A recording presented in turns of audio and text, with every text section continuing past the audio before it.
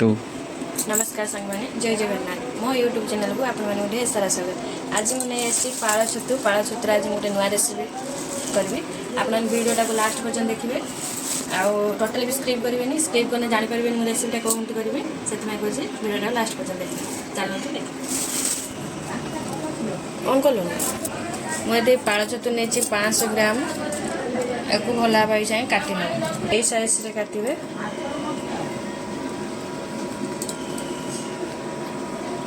भल भल भाव देखो काटि नहीं चलते एक हलदी पानी धोई ना मुझे अल्प हाफ चामच हलदी गुंड देती भल भाव एमती गोल ना छतुटा को 2-3 मिनट पकईदे ये हलदी पानी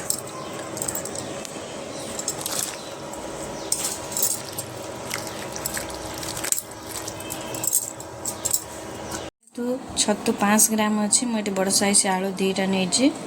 भल भाव काटिदेवा मुझे आलू को भल भाव काटिकी धोई नहीं यही साइज रे आलू गुड़ा को काटे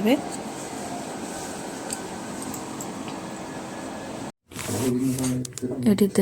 तेल ताती गला आम जो आलू काटिक रखते से आलू को देदेवा आलू टी भल भाव ब्राउन हवा जा भाजी नवा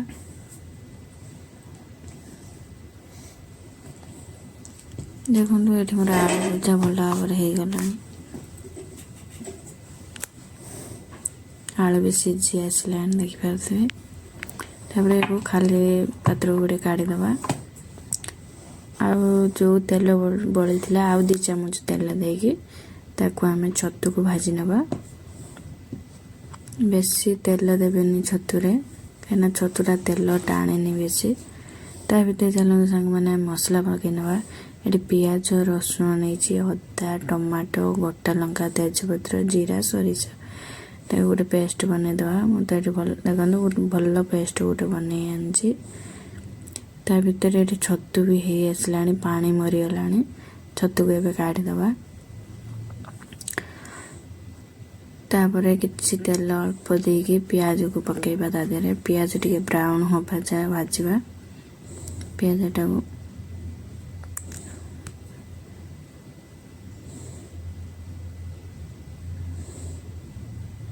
पियाज हो आसला मसला देदेवा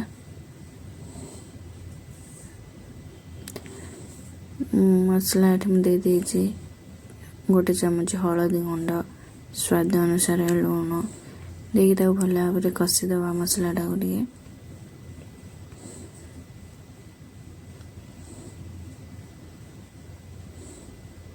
देखो मोर मसलार पानी मरी आसला तेल बाहर पड़ा तादर जस्ट टिके पानी देकी टमाटो गोटे साइज टमाटा बड़ टमाटो मैंने नहीं काटिकी देखिपारे आपण मैंने देखनी तादर देदेवा तापर धनिया पाउडर टिके देदेवा तापर काश्मीर चिल्ली ये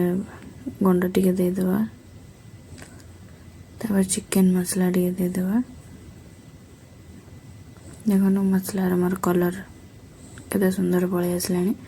मसलाटा भल भाव होगला ये छतु आलू को छाड़ी देकी आउ टे कषिदबा छतु आलू मसला को आप रोटी रे खायापाई